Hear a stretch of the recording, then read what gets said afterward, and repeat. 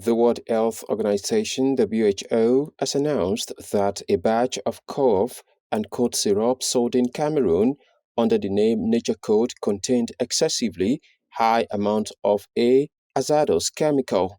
This is the latest in a series of recent warnings about contaminated cough syrups as the WHO pledged to identify the source of the product.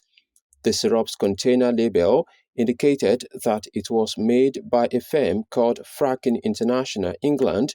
However, the UK health regulator stated that no such company exists in the country, according to WHO. The call for caution from the Cameroonian authorities comes after the country's health agency announced in April that it was looking into the death of 6 children linked to Nature Code.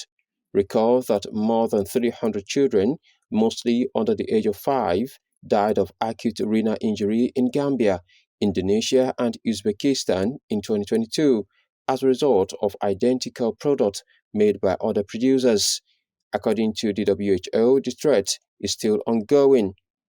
Experts say the contaminants in the cough syrups can cause abdominal pain, vomiting, diarrhea, and altered mental state and acute kidney injury, among other symptoms, which may eventually lead to death. The WHO, meanwhile, promised to continue to work with member state mechanism on substandard and falsified medical products in implementing its mandate to promote effective collaboration in the prevention, detection, and response to substandard and falsified medical products to save lives. Kamet Sadiq, CBTV.